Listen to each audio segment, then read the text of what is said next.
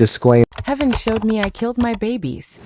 My name's Deshawn Mitchell. I died for 7 minutes, and what my children showed me in heaven broke me completely. This is my story. And what I saw, what my children showed me. Before I begin, please subscribe so more people can hear testimonies like this. I need you to understand something before I tell you what happened to me. I need you to know that I loved my husband. I really did. But somewhere between the wedding vows and the hospital visits, somewhere between the joy of seeing 2 pink lines and the devastation of watching them fade away, I stopped knowing how to love him. And that is what killed me. The morning it happened, I woke up on the couch again. The leather was cold against my cheek, and for a moment I forgot where I was. Then I remembered. I always remembered. Marcus had already left for work. 5 a.m. shift at the warehouse. I could smell the faint scent of his cologne lingering in the hallway, and I hated that it still made my chest tighten. 6 years of marriage, and I could not even sleep in the same bed with him anymore. I sat up slowly, my hand instinctively moving to my stomach. 11 weeks. I was 11 weeks pregnant, and I had not told him yet. How do you tell someone you are carrying their child when you are already planning to leave them? How do you say the words out loud when you are terrified, absolutely terrified, that this baby will die just like the other 2? I walked into the kitchen and started the coffee maker. The sound filled the silence. That heavy, suffocating silence that had become our normal. On the wall above the sink, there was a photo from our wedding day. We looked so young, so happy. Marcus had his arms wrapped around me, and I was laughing at something he whispered in my ear. I stared at that photo every single morning, and every single morning I wondered where those people went. My phone buzzed on the counter. A text from Marcus. "You okay? You looked tired last night." I stared at the message for a long time. My fingers hovered over the keyboard. I wanted to say so many things. I wanted to tell him I was pregnant. I wanted to tell him I was scared. I wanted to tell him that I felt like I was drowning and I did not know how to reach for him anymore. But instead, I typed, "I'm fine." 2 words. That is all we had left. 2-word conversations and cold couches and separate shifts that kept us from ever having to face each other for too long. I got ready for work in the bathroom, avoiding the mirror as much as I could. I did not want to see the exhaustion in my eyes. I did not want to see the bitterness that had started to etch itself into the corners of my mouth. I worked night shifts at Grady Memorial. 7 p.m. to 7 a.m., 3 days a week. Marcus worked days. We barely saw each other anymore, and honestly, I think we both preferred it that way. By the time I got to the hospital that night, I was already exhausted. My coworker, Shanice, took one look at me and frowned. "Girl, you look like you haven't slept in a week." I forced a smile. "I'm good." "You sure? Because you've been looking rough for a minute now." I nodded, grabbing my stethoscope from my locker. "I'm fine, Shanice. Just tired." She did not push, but I could see the concern in her eyes. No one at work knew about the miscarriages. No one knew I was pregnant again. No one knew that I spent most of my shifts fighting back tears in supply closets and bathroom stalls, begging God to let me keep this one. Just this one. The shift dragged. Every hour felt like 3. I moved through the motions, checking vitals, administering meds, charting notes, but my mind was somewhere else. My mind was on Marcus. On the way he used to hold me when I cried. On the way he stopped trying after the 2nd miscarriage because I made it clear I did not want to be touched. I remember the night we lost the first baby. I was 8 weeks along, and I started bleeding at work. Marcus met me at the ER, and when the doctor told us there was no heartbeat, he just sat there. He did not cry. He did not break down. He just stared at the floor and nodded, and I hated him for it. I hated him because I needed him to fall apart with me. I needed him to scream and rage and demand answers from God. But he just sat there, silent and still, and I decided right then that he did not care. The 2nd miscarriage was worse. 10 weeks. I was at home when it happened, and by the time Marcus got there, it was already over.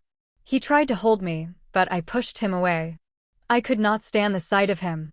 I could not stand his calmness, his stupid prayers, his belief that God has a plan. I did not want a plan. I wanted my baby. After that, I started sleeping on the couch. I stopped answering his calls during my breaks. I stopped looking at him when he talked. I built walls so high that even I could not see over them anymore, and somewhere in the darkness of those walls, I made a decision. I was going to leave him. After this pregnancy, whether I lost this baby or carried it to term, I was done. I did not tell anyone. Not Shanice. Not my mother. Not even God, though I think he already knew. By the time my shift ended at 7 a.m., I felt like I was moving through water. Everything was slow and heavy and wrong. I clocked out, walked to my car, and sat in the parking lot for 20 minutes before I could even turn the key. My hands were shaking. My chest felt tight. And all I could think about was how much I hated going home to that apartment, to that man I used to love, but did not know how to reach anymore. I drove home in silence. No music. No podcasts. Just the hum of the engine and the sound of my own breathing. I kept replaying arguments in my head, things Marcus said, things I said, things we never said but should have. I had built an entire case against him in my mind. Evidence. Exhibit A, he did not cry. Exhibit B, he worked too much. Exhibit C, he prayed instead of feeling.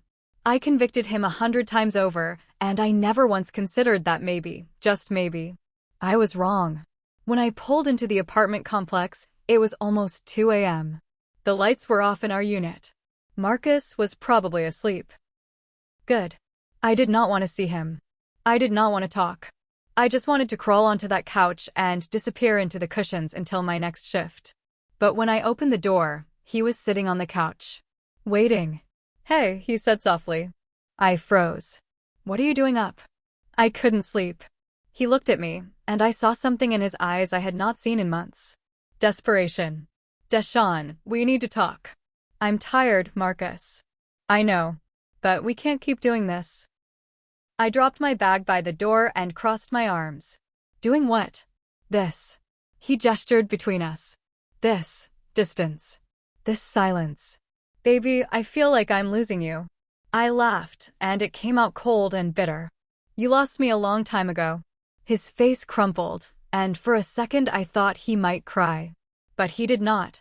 He just exhaled slowly and rubbed his hands over his face. I've been praying for us, he said quietly. Every single day. I've been asking God to fix this, to fix us. Prayer doesn't fix everything, Marcus. Then what does? His voice cracked. Tell me what to do, Deshawn. Tell me how to reach you, because I don't know anymore. I wanted to scream at him. I wanted to tell him that prayer felt like a cop-out, that I needed him to feel, not fix.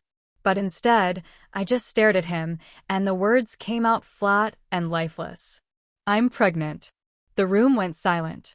Marcus's eyes went wide, and for a moment, I saw hope flicker across his face. Dangerous, fragile hope. You're pregnant? I nodded. How far along? 11 weeks. He stood up, his hands trembling. Deshawn, that's amazing. Why didn't you tell me? Because I didn't want to get your hopes up. My voice was ice. I didn't want you to start praying and planning and believing, just to lose another one. We won't lose this one. You don't know that. I have faith. Faith didn't save the other two. I shouted, and the words echoed through the apartment. Faith didn't stop me from bleeding out in a hospital bathroom. Faith didn't bring them back, Marcus. He stepped toward me, his hand reaching for mine. Baby, please. I pulled away. Don't. Deshawn. I can't do this right now. I turned toward the bedroom, my chest heaving. I can't. I heard him whisper something behind me, but I did not stop. I walked into the bathroom and locked the door, leaning against the sink as the tears finally came. Silent, angry tears that I had been holding back for 2 years. I looked at myself in the mirror, hollow eyes, clenched jaw, hands gripping the porcelain so hard my knuckles turned white. And I thought, I have already left him. I walked into that empty apartment months ago, and I never came back. I stayed in the bathroom for 15 minutes, splashing cold water on my face and trying to steady my breathing. When I finally came out, Marcus was still sitting on the couch, his head in his hands. I did not say anything.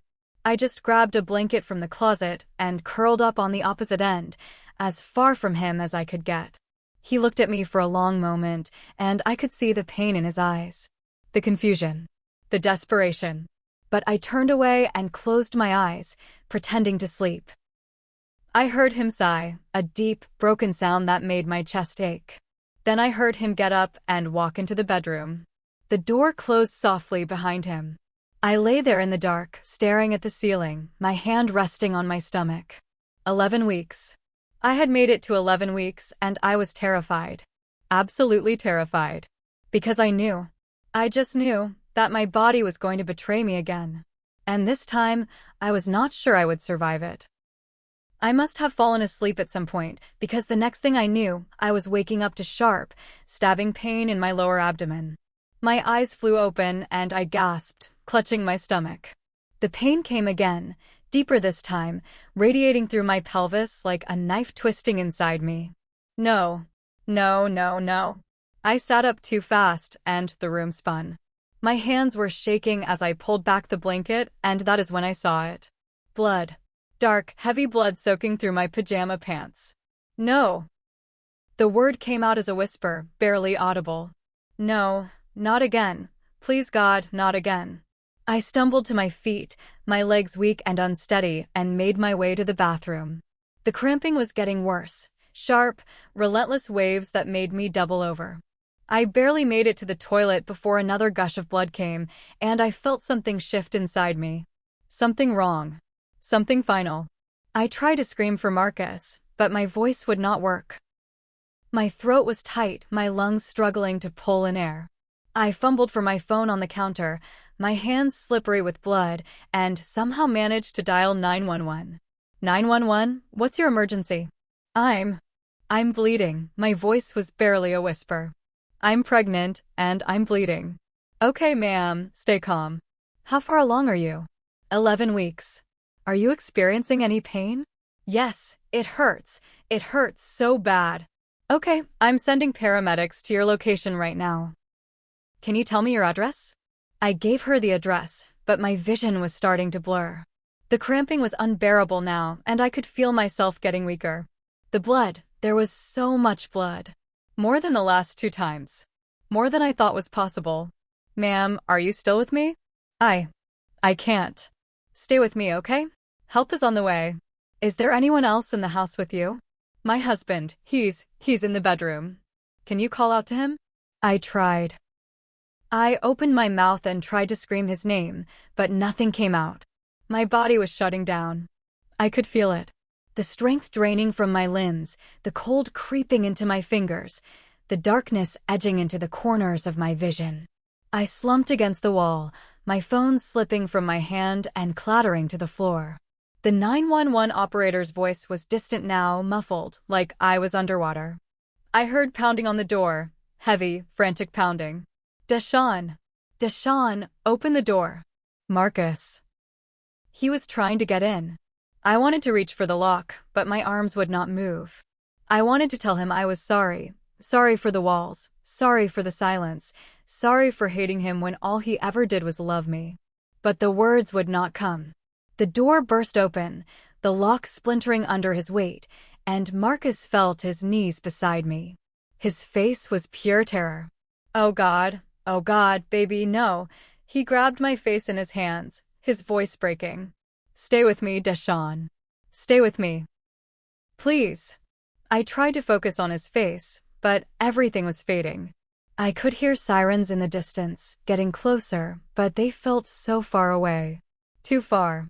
Marcus was crying now, full, body-shaking sobs as he pressed his hand against my stomach, trying to stop the bleeding. You're gonna be okay. You're gonna be okay. Just hold on, baby. Please hold on. I wanted to tell him I loved him. I wanted to tell him I was sorry. I wanted to tell him that I never stopped loving him. I just forgot how. But my lips would not move. My chest felt heavy, my lungs struggling to pull in air. The paramedics arrived in a blur of noise and movement. I felt hands lifting me, voices shouting commands, bright lights flashing in my eyes. Marcus was still there, holding my hand, refusing to let go. I'm riding with her, he said, his voice fierce. I'm not leaving her. They loaded me into the ambulance, and I felt the cold metal of the gurney beneath me. The paramedic was cutting away my clothes, pressing gauze against my abdomen, shouting numbers I did not understand. BP's dropping, heart rate's erratic, she's going into shock. Marcus was beside me, his face hovering above mine, his hand gripping mine so tight it hurt. Stay with me, Deshawn. You hear me? Stay with me. I love you. I love you so much. Please don't leave me. I wanted to squeeze his hand back. I wanted to tell him I hurt him, but I could not feel my fingers anymore. I could not feel anything. The paramedic placed an oxygen mask over my face, and I tried to breathe, but it felt like drowning. My chest was tight, my vision tunneling, everything going dark except for Marcus's face. His beautiful, broken face. We're losing her, the paramedic shouted. Push the fluids now. The heart monitor started beeping irregularly, slow, stuttering beeps that sounded wrong. I heard someone say my name, but it was distant, like an echo in a canyon. And then I heard the sound I had been dreading. The flatline. One long, continuous tone. She's in cardiac arrest. Start compressions. I felt pressure on my chest, hard, rhythmic pressure, but I was already somewhere else. I was floating, rising, pulling away from the chaos and the pain and the blood. I could still hear Marcus screaming my name, but his voice was fading, getting quieter and quieter until it was just a whisper in the wind.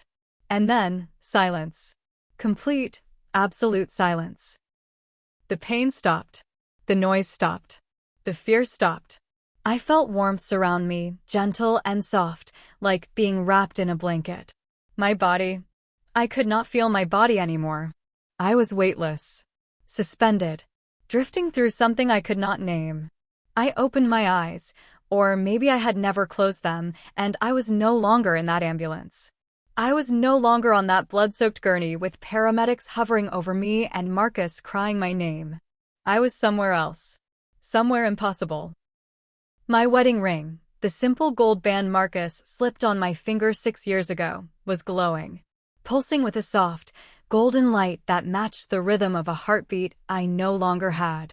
I lifted my hand, staring at it in disbelief, and watched as the light grew brighter, warmer, pulling me forward.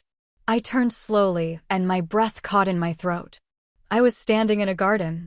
An endless garden filled with flowers in every stage of life. Some were budding, tight and closed, full of promise. Some were in full bloom, radiant and alive. And some were withered and dying, their petals falling like tears onto the soft earth below. I took a step forward, my bare feet sinking into grass that felt too real to be a dream. The air was warm, but not hot. Gentle, like a mother's breath against your cheek. And there was light everywhere, soft, golden light filtering through trees I could not fully see, casting everything in a glow that made my chest ache with something I could not name. In the distance, I saw 3 small figures standing together. They were backlit by the light, their forms hazy and indistinct, but they were holding something. Candles. Tiny flickering flames that swayed in the breeze, but never went out. My heart, or whatever was left of it, clenched. I knew who they were. I knew. I started walking toward them, my legs moving without my permission, and as I got closer, I saw the pathway beneath my feet. It was lined with pieces of paper. Torn, scattered, fluttering in the wind. I knelt down and picked one up, and my hands started trembling. It was a piece of our wedding vows. I, Deshawn, take you, Marcus. I dropped it, and it floated away like ash. Another piece drifted past me, and I caught it. To have and to hold, from this day forward. Tears blurred my vision. I looked up at the 3 figures in the distance, and they were closer now. Close enough that I could see their faces. Small, beautiful faces. Children. 2 boys and a girl. They could not have been more than 5 or 6 years old, and they were smiling at me with a love so pure it shattered something inside my chest. "Mama," the little girl said softly. And I fell to my knees and wept. I could not move. I could not breathe. I could only stare at the 3 children standing in front of me, glowing in that impossible light, and feel my entire existence collapse into a single, shattering truth. These were my babies. The ones I lost. The ones I buried in my heart. The ones I cried over in hospital bathrooms and empty nurseries and cold shower stalls where no one could hear me break. They were real. They were here. And they were looking at me with a love so pure, so complete, that it felt like being split open and put back together at the same time. "Mama," the little girl whispered again, and the word broke something inside me that I did not even know was still holding together. I reached for her with trembling hands, afraid she would disappear if I moved too fast. Afraid this was a dream. Afraid I was losing my mind in that ambulance and none of this was real. But when my fingers touched her face, warm, solid, soft, I gasped. She was real. They were all real. The oldest boy stepped forward first. He looked maybe 5 or 6, with deep brown eyes that reminded me so much of Marcus it made my chest ache. He touched my cheek gently, wiping away tears I did not realize were falling. "We have been waiting for you," he said softly. I could not find words. My throat was too tight. My lungs felt like they were filled with water. I just shook my head over and over, trying to understand. The middle boy, smaller, maybe 4 years old, took my hand and squeezed it. "We're okay, Mama. We have always been okay. But you," my voice cracked, barely a whisper. "You never got to live. You never got to breathe. You never." The little girl, the youngest, knelt down beside me and looked into my eyes with a wisdom no child should have. "We are alive here," she said. "We just live differently. But we have always been alive. And we have always loved you." I pulled all 3 of them into my arms and held them so tight I thought I might break them. But they did not pull away. They just held me back, their small hands patting my back, their soft voices whispering comfort I did not deserve. "I wanted you," I sobbed into their hair. "I wanted you so badly. All 3 of you. I tried. I tried so hard to keep you." "We know," the oldest said gently. "We felt every tear, every prayer, every scream." I pulled back, looking at their faces through my blurred vision. "Then why? Why did you leave me? Why did God take you away?" They exchanged glances, and something passed between them that I could not read. The oldest boy took my hand and stood, gently pulling me to my feet. "Come with us," he said. "We need to show you something." I let them lead me deeper into the garden, my legs weak and unsteady beneath me. The grass was soft under my bare feet, and the air was warm and gentle, carrying a breeze that smelled like flowers and something else, something I could not name, but that made me think of home. We walked past rows and rows of flowers. Some were in full bloom, radiant and alive, their colors so vivid they almost hurt to look at. Others were wilting, their petals brown and curling. And some were completely withered, black and dead, their stems bent and broken. I slowed, staring at them. What are these?" The youngest girl looked up at me with sad eyes. "These are marriages, Mama." My breath caught. The middle boy pointed to the vibrant flowers. "These ones are still being watered, still being cared for. The people are fighting for them." The oldest gestured to the dying ones. "These ones, the people stopped trying. They gave up. They let them die." I felt my wedding ring pulse hot against my finger, and I looked down. It was glowing brighter now, almost burning.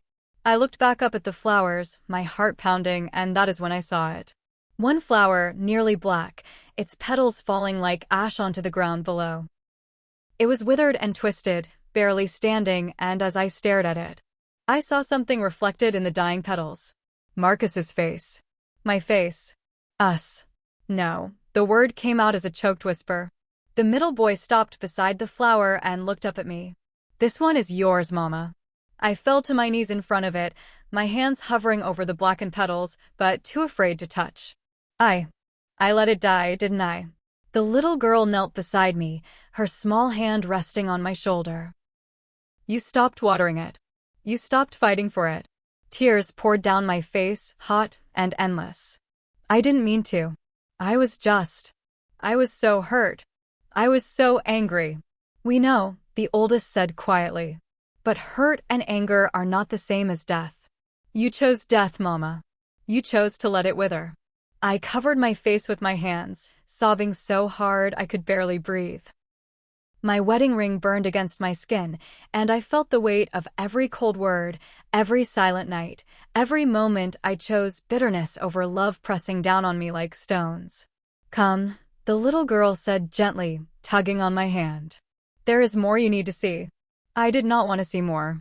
I wanted to stay there on the ground and disappear into the earth. But they pulled me to my feet, and I followed them because I did not know what else to do.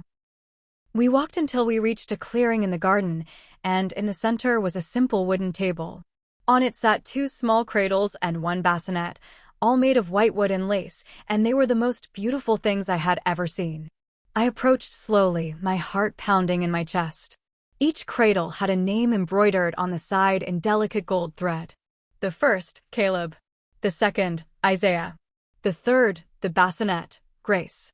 I stared at the names, my vision blurring. Where did these come from? The oldest boy, Caleb, stepped forward. Daddy chose them. My legs nearly gave out. What? He named each of us, Isaiah said softly. The night we left, he named us. Grace picked up something from the table. A worn leather journal, its pages filled with handwriting I would recognize anywhere. Marcus's handwriting. She held it out to me, and I took it with shaking hands. I opened it to the first page, and the words hit me like a physical blow. Dear Caleb, it began. I wish I could have held you, son. I wish I could have seen your face and counted your fingers and told you how much I already loved you. I am sorry I could not protect you. I am sorry your mama is hurting, and I do not know how to help her. I pray every night that God will comfort her, because I do not know how. I love you. I will always love you. Daddy. I could not breathe. I flipped to the next entry. Dear Isaiah, your mama lost you today, and I do not know how to fix this. I do not know how to take away her pain. She will not let me touch her. She will not let me speak. I feel like I am losing her too, and I do not know what to do. Please pray for us. Please ask God to help us. I love you, little man. I am so sorry I could not keep you safe. Daddy. My hands were trembling so hard I almost dropped the journal. I turned to the last entry, the one written just weeks ago. Dear Grace, I do not know if you are a boy or a girl, but I am calling you Grace, because that is what we need. Your mama does not know I know she is pregnant.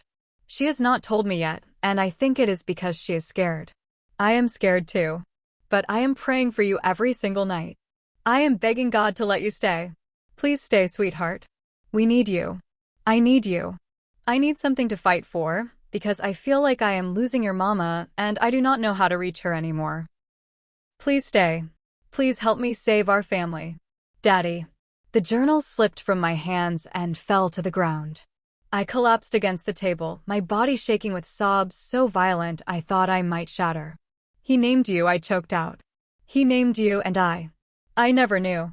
I never knew. Caleb picked up the journal and held it against his chest. He cried every night for 3 months after I left. Did you know that? I shook my head, unable to speak. You were asleep, Isaiah said quietly. Or you were on the couch. And he would go into the bedroom and close the door, and he would fall on the floor and cry until he could not cry anymore. He was grieving, Grace whispered. He just did not know how to show you. He thought you needed him to be strong. No, I could barely get the word out. No, I thought. I thought he did not care. I thought he did not feel it the way I did. He felt everything, Mama, Caleb said, his voice breaking. He just loved you too much to make it about him. I sank to the ground, my face in my hands, and I wept. I wept for the husband I misunderstood. I wept for the years I wasted building walls. I wept for the love I rejected because I was too buried in my own pain to see his. Can we show you something else? Grace asked softly. I looked up at her through my tears. I do not know if I can take any more. You have to, Caleb said gently. If you want to go back, you have to see the truth. I nodded, even though every part of me wanted to refuse. The air around us shimmered, and suddenly I was looking at a window into a memory. My memory. But it was different. It was like watching a movie, except I was inside it and outside it at the same time. I saw myself 3 weeks ago. sitting on the couch in our apartment. Alone. Phone in my hand. Scrolling. One bedroom apartments Atlanta. I watched myself type the words, and I felt the moment again. The cold, final decision settling into my chest like a stone. I am done. I cannot keep doing this. After this baby, whether I keep it or lose it, I am leaving. The memory version of me set down the phone and stared at the ceiling, and I saw the exact moment the decision became real. The exact moment I gave up. And then, the room darkened. The temperature dropped. And I saw them. Shadow figures. Tall, thin, in human shapes moving at the edges of the room. Circling. Watching. Waiting. What? I could barely form the words. What are those? Grace's voice was sad. The ones you invited in, Mama. No, I backed away from the memory window. No, I did not. I did not invite them. Unforgiveness is an invitation, Caleb said quietly. I watched the shadows move closer to the memory version of myself, whispering things I could not hear but somehow knew. He does not love you. You are better off alone. Leave him. You deserve better. He will never understand. No, I screamed. I did not mean to. I did not know. But you opened the door, Isaiah said. Every time you chose bitterness over love, you opened it wider. The memory shifted, and I saw something that made my blood run cold. The room pulled back, and I saw our apartment from above, from a spiritual perspective I had never seen before. There was a light covering our home. A beautiful, golden, protective light that shimmered like a dome over the entire building. But it was cracked. Fractured. Broken in a dozen places like shattered glass. And each crack was labeled bitterness, resentment, silence, coldness, unforgiveness, judgment, contempt. No, I whispered, staring at the destruction I had caused. No, no. Every time you chose anger over grace, Isaiah said quietly, you made another crack. I watched the memory continue, and I saw Marcus inside the apartment. On his knees beside our bed. Hands clasped. Head bowed. Praying. His prayers rose up like light, like golden threads reaching toward heaven, trying to repair the cracks in the covering. But every time he managed to seal one, I created two more. My bitterness was faster than his prayers. My unforgiveness was stronger than his faith. He was fighting for the covering, Grace whispered. You were tearing it down. I fell to my knees, my hands pressed against the ground, unable to look away. I did not know. I did not know what I was doing. The memory zoomed closer, moving inside my body, inside my womb. And I saw them. 3 tiny lights. Flickering. Fragile. Beautiful. Caleb. Isaiah. Grace. They were there. Inside me. Alive. But as the covering over our home cracked, the light around them began to dim. The shadows pressed closer, slipping through the fractures I had created, reaching toward the light inside me. And one by one, the lights went out. First Caleb, then Isaiah, and then I watched. I watched as the shadows pressed against the third light, against Grace, and she flickered violently, fighting to stay. But the door I had opened was too wide. The cracks were too deep. And the light went out. No, I screamed, reaching toward the memory as if I could change it. No, please. I did not mean to. I did not know. The memory dissolved, and I was back in the garden on my knees, sobbing so hard I could not breathe. Grace knelt beside me, tears streaming down her face. The door you opened did not just affect you, Mama. It affected all of us. I looked at her, at all 3 of them, and the weight of what I had done crushed me. I killed you, I choked out. I killed you with my unforgiveness. No, Caleb said firmly, kneeling in front of me. You did not kill us. But you did open a door that should have stayed closed. And the enemy walked through. I buried my face in my hands, unable to breathe, unable to think, unable to do anything but feel the crushing weight of guilt and shame and devastation. And then, they began to glow. All 3 of them. A light so bright I had to shield my eyes. But I could not look away. Because it was not just their light. It was something. Someone. Bigger. Their eyes turned gold, and when they spoke, it was their voices. but deeper. Ancient. Loving. Terrifying. It was him. Jesus. Speaking through my children. They prayed for you both, the voice said, and it shook the ground beneath me. Every night. Even from here. I fell forward, my face against the grass, weeping uncontrollably. My babies had been praying for us. For me. For Marcus. Even after I let them go. Unforgiveness is a door you leave open, the voice continued, steady and clear. And darkness walks through open doors. I felt the weight of every bitter thought, every cold word, every silent punishment settle on my shoulders like chains. I understood now. I had not just hurt Marcus. I had not just hurt myself. I had opened a door that cost my children their lives. You can go back, the voice said, softer now, but no less powerful.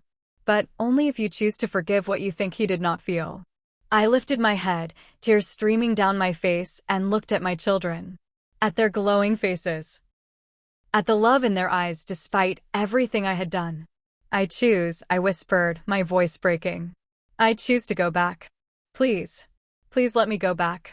The light softened, and they were just children again. My children. And they smiled at me with such grace, such forgiveness, that it broke me all over again.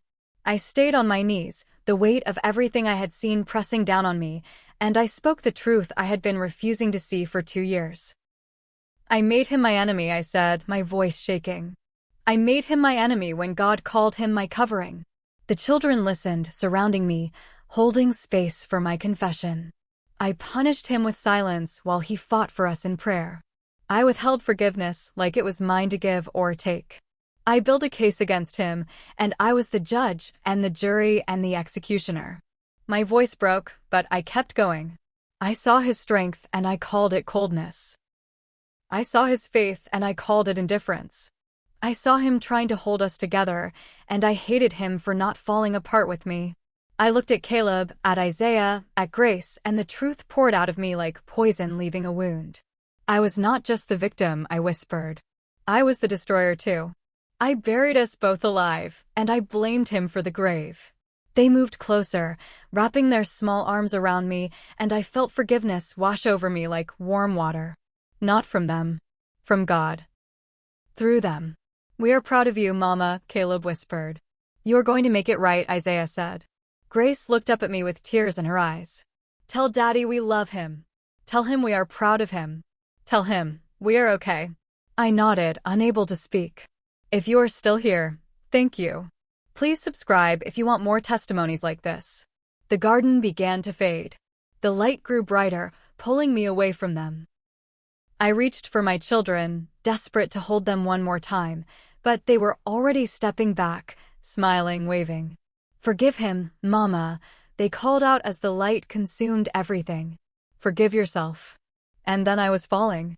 Falling through light and warmth and something that felt like being born and dying at the same time.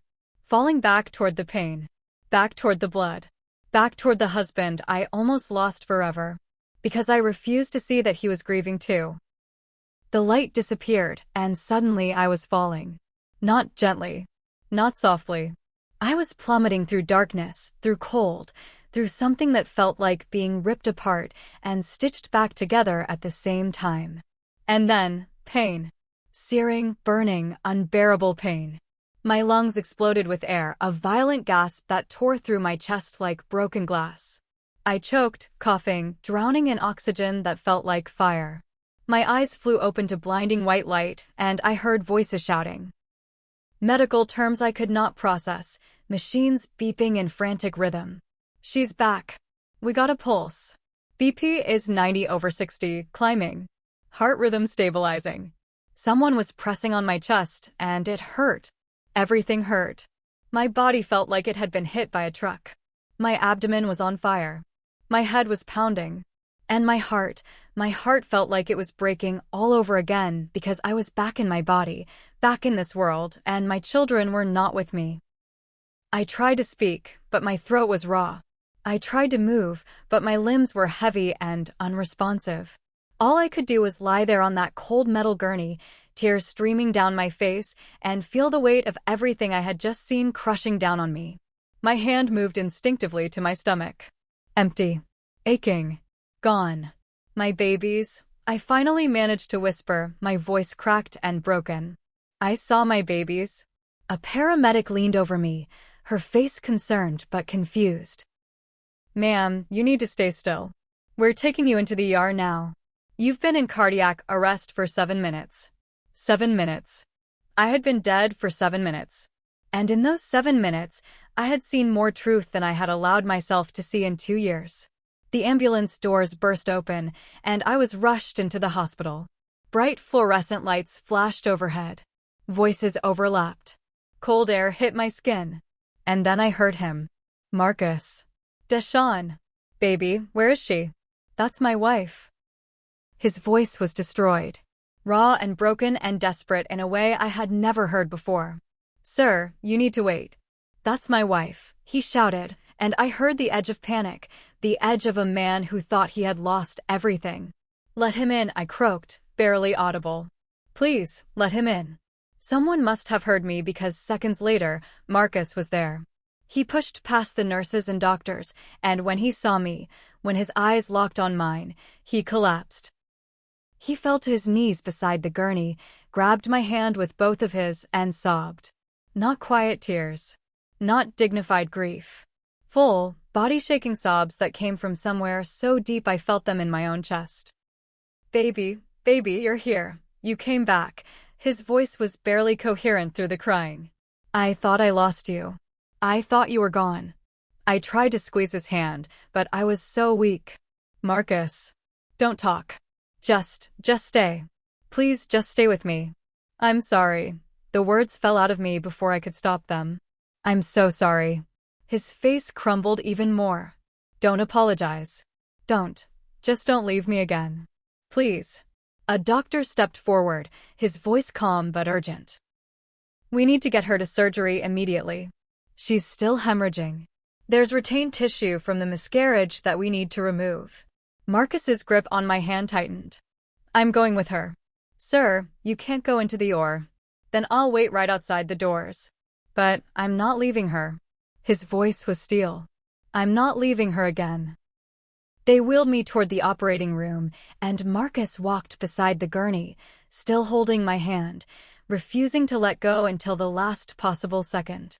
When we reached the double doors, he leaned down and pressed his forehead against mine. I love you, he whispered. I have always loved you. Come back to me. I will, I promised, and I meant it with every broken piece of my heart. The doors closed between us, and I was pulled into the cold, sterile brightness of the operating room. Nurses moved around me efficiently, prepping IVs, adjusting monitors, speaking in calm, clinical tones that felt 1,000 miles away from the garden I had just left. An anesthesiologist appeared above me, her voice gentle. Deshawn, I'm going to give you something to help you sleep. Count backward from 10 for me. I nodded, my eyes already heavy. 10, 9, 8. The garden flashed in my mind. My children. Their faces. Their voices. 7, 6. Caleb. Isaiah. Grace. 5, 4. Forgive him. Forgive yourself. 3. The darkness pulled me under, and this time there was no light. No garden. No children. Just the deep, dreamless sleep of surgery and survival. When I woke up, the first thing I saw was Marcus. He was slumped in a chair beside my hospital bed, his head resting on the edge of the mattress, his hand still holding mine even in sleep. There were at least 6 empty coffee cups on the table beside him, and his Bible was open on his lap, pages worn and marked with notes I had never seen him write. He looked exhausted. His eyes were swollen from crying. His clothes were wrinkled and stained with my blood. But he was there. He had stayed. I squeezed his hand weakly, and his eyes flew open immediately. Deshawn. He sat up so fast he almost knocked over the chair. Baby, you're awake. How do you feel? Do you need the nurse? Should I? I'm okay, I whispered, though I was not sure that was true. Physically, maybe. Emotionally. I was shattered. He exhaled shakily and pressed my hand to his lips, kissing my knuckles over and over. The surgery went well. They said you're going to be okay. You lost a lot of blood, but you're stable now. I nodded, my throat tight. The baby? His face fell, and I saw the answer before he said it. I'm sorry, Deshawn. She was already gone. Grace. Tears slipped down my face, silent and endless. Marcus climbed out of the chair and carefully, gently, climbed into the narrow hospital bed beside me. He wrapped his arms around me, and I buried my face in his chest and cried. For Grace. For Caleb. For Isaiah. For the years we lost. For the pain we caused each other. And for the first time in 2 years, he cried with me. We lay there together in that hospital bed, holding each other, grieving together, and it felt like something broken was finally beginning to heal. After a long time, I pulled back just enough to look at his face. Marcus, I need to tell you something. He wiped his eyes. Okay. I died. I was really, truly dead for 7 minutes. I know. They told me your heart stopped in the ambulance. They did CPR for. No, I interrupted him gently. I mean, I was somewhere else. I saw something. He went still, his eyes searching mine. What did you see? I took a shaky breath. I saw them. Our babies. All 3 of them. His face went white. What? They were real, Marcus. They were alive. And they talked to me. They showed me things I didn't know. Things I couldn't see because I was too angry and too hurt to look. He was staring at me like I had just told him the sun was falling from the sky. Deshawn. You named them, I said, my voice breaking. You named them, and you cried for them, and you wrote them letters, and I never knew. I never knew because I wouldn't let you show me. His breath hitched, and fresh tears spilled down his face. You saw that? I saw everything. The journal. The prayers. The nights you cried alone because I pushed you away. They showed me all of it. Marcus covered his face with his hands, his shoulders shaking. I didn't know how to reach you, he choked out. I tried, baby. I tried so hard, but you wouldn't let me in. I know. I pulled his hands away from his face and held them tightly. I know, and I'm sorry. I'm so sorry. I thought you hated me. I thought you didn't care. We both broke then, crying together, finally seeing each other for the first time in years. I was leaving you, I confessed, the words tumbling out. 3 weeks ago. I decided, after this pregnancy. I was done. Marcus went completely still. What? I was looking at apartments. I was planning to leave. I had already made up my mind. He pulled back slightly, pain flickering across his face. Why are you telling me this? Because no more secrets. No more walls. I have to tell you the truth. I took a shaky breath. The children, they showed me what my unforgiveness did. They showed me how it opened a door, a spiritual door, and let darkness in. And that darkness, it took them from us. Marcus was shaking his head, struggling to process. I don't understand. My bitterness cracked the covering over our marriage, I said, the words spilling out desperately. Every time I chose anger over love, every time I punished you with silence, every time I refused to forgive. I made another crack. And the enemy walked through those cracks and took our babies. He stared at me for a long moment, and I could see him trying to understand, trying to reconcile what I was saying with everything he believed about God and faith and spiritual warfare. I failed you too, he finally said, his voice thick with emotion. I thought being strong meant not breaking in front of you. I thought you needed me to have enough faith for both of us. I didn't realize you needed to see me fall apart too. I did, I whispered. I needed to know you were hurting as much as I was. I needed to know I wasn't alone in the grief. You were never alone, Deshawn. Never. He pressed his forehead against mine. I just didn't know how to show you. We stayed like that for a long time, holding each other, crying together, finally letting each other in. Over the next few days in the hospital, we talked more than we had in 2 years. Real conversations. Painful conversations. Necessary conversations.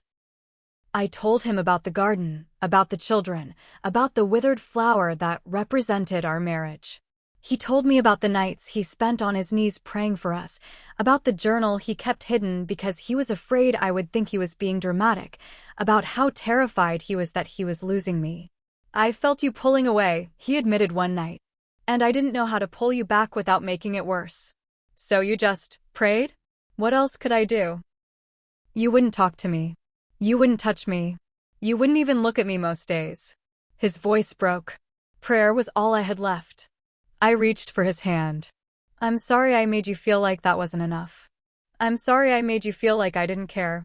When I was finally discharged from the hospital 3 days later, Marcus drove us home in silence. But it was not the cold, bitter silence we had lived in for months. It was a different kind of quiet. The kind that comes after a storm, when everything is still and tender and fragile. As we pulled into our apartment complex, Marcus turned off the car but did not move to get out. What do we do now? He asked quietly. I looked at him, at the exhaustion in his eyes, at the hope fighting to stay alive beneath the fear. We get help. Real help. He nodded. Okay. I mean it, Marcus. Counseling. Grief counseling. Marriage counseling. Whatever it takes. Whatever it takes, he echoed. We found a Christian counselor 2 weeks later. A woman named Dr. Patricia Morris, who specialized in grief and marriage trauma. Our first session was brutal. We both cried through the entire hour. But we kept going back. Week after week, we showed up and did the hard work of tearing down walls and rebuilding trust. Marcus gave me his journal. The one with all the letters to our babies. I read it alone one afternoon while he was at work, and I wept so hard I thought I might break apart. Page after page of his grief, his prayers, his love for children he never got to hold. His love for a wife who had shut him out. Dear Caleb, one entry read, Your mama won't talk to me anymore. She sleeps on the couch every night, and when I try to hold her, she pulls away. I don't know what to do. I don't know how to fix this. I'm praying, son. I'm praying so hard. Please ask God to help us. We need a miracle. I gave him my journal too. The one I had been keeping since the first miscarriage. The one filled with anger and bitterness and pain. He read it in one sitting, and when he was done, he came and found me in the kitchen and just held me. I didn't know, he whispered into my hair. I didn't know how much you were carrying. I didn't let you see it. I should have looked harder. We started praying together again. At first, it felt awkward and forced, like learning a language we used to speak fluently but had forgotten. But slowly, it became natural again. We prayed before meals. We prayed before bed. We prayed when the grief got too heavy and we did not know what else to do. And we started talking about our babies. Really talking about them. Not in hushed, painful whispers, but in honest, healing conversations. I wanted to name the first one Caleb, Marcus admitted one night as we lay in bed together. Our bed, not the couch. After my grandfather. I love that name, I said softly. And the second one. Isaiah. It means God is salvation. I turned to face him, tears in my eyes. They told me. In the garden. They told me their names. And the third. Grace, we said together. 6 months after I died and came back, we stood in our church sanctuary with our closest family and friends and renewed our vows. We had spent months in counseling, months rebuilding, months learning how to love each other again. And we wanted to make a public declaration that we were choosing each other. Choosing to fight for our marriage. Choosing covenant over convenience. I wore a simple white dress. Marcus wore the same suit he wore on our wedding day. And we stood before our pastor and spoke new vows. Vows born from pain and death and resurrection. I promise to see your grief, not just my own, I said, my voice steady despite the tears. I promise to let you in, even when it is hard. I promise to choose forgiveness over bitterness and grace over judgment. I promise to fight for us, not against you. Marcus's voice shook as he spoke. I promise to show you my heart, even when it is breaking. I promise to let you see my tears, not just my faith. I promise to pursue you, even when you pull away. I promise to be your covering and to protect what God has joined together. We planted 3 trees in our backyard the next week. A small oak for Caleb. A dogwood for Isaiah. A magnolia for Grace. We placed memorial stones beneath each one with their names and the dates they left us. It was not a grave. It was a garden, a place to remember, a place to heal. People started asking us questions. At church, at work, friends who knew we had been struggling but did not know how bad it had gotten. They saw something different in us, something softer, something healed. What happened? They would ask. You two seem, I don't know, different. And I would tell them. Not everything. Not the parts that were too sacred or too painful. But I would tell them about dying. About seeing our children. About the truth that unforgiveness is a poison that destroys from the inside out. Our pastor approached us one Sunday after service. Would you be willing to share your testimony? He asked. I think there are a lot of couples in our church who need to hear what God did in your marriage. I looked at Marcus. He looked at me. And we both nodded. We shared our story on a Wednesday night at a marriage ministry meeting. There were maybe 30 couples in the room. I was terrified. My hands shook as I held the microphone. But as I spoke, as I told them about the miscarriages and the bitterness and the death and the garden and the children who prayed for us even from heaven, I watched faces change. Women started crying. Men reached for their wives' hands.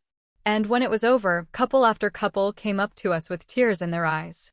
We've lost 2 babies, one woman whispered. And I've been so angry at my husband. I thought he didn't care. But hearing your story, I think maybe I've been wrong. I've been sleeping on the couch for 4 months, a man admitted. I didn't even know why anymore. I just knew we couldn't seem to reach each other. But you've given me hope that we can fix this. Within weeks, our pastor asked us to lead a grief and marriage ministry at the church. We started meeting with couples who were walking through miscarriage, infant loss, and the kind of grief that destroys marriages. We sat with them in their pain. We told them our story. We showed them that it was possible to come back from the edge. One couple, Brian and Keisha, came to us 3 months after losing their daughter at birth. They sat on our couch, barely able to look at each other, and I saw us in them. The walls, the silence, the slow death of love beneath the weight of unbearable grief. I don't know if we're going to make it, Keisha said quietly. I love him, but I don't know how to be in the same room with him without wanting to scream. I understand, I said. I felt that way too. We met with them every week for 6 months. We walked them through the same counseling we had done. We prayed with them. We let them see our scars so they would know theirs could heal too. And we watched them come back to life. Brian started crying in front of Keisha.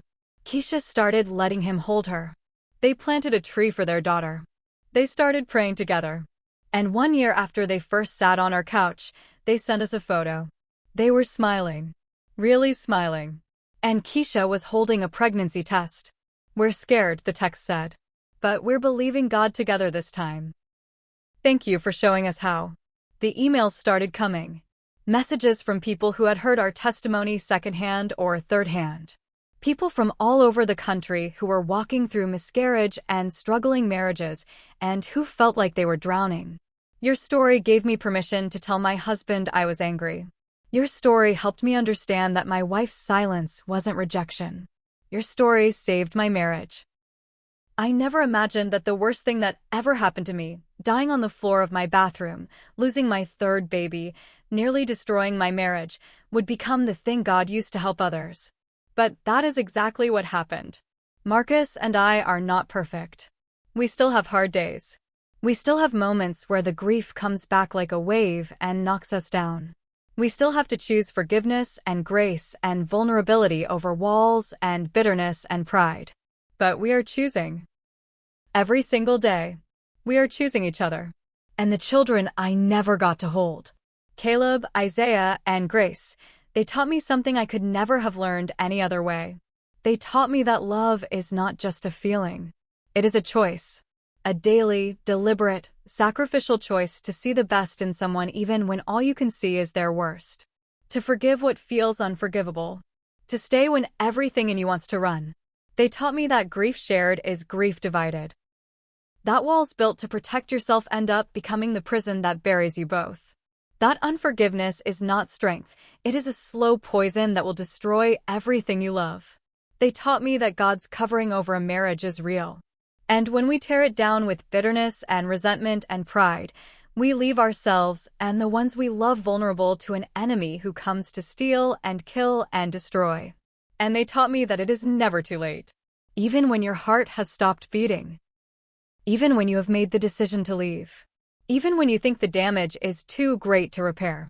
It is never too late to choose love again. I share this story now not because I have it all figured out. I share it because I know there is someone listening who is where I was. Someone who is sleeping on the couch.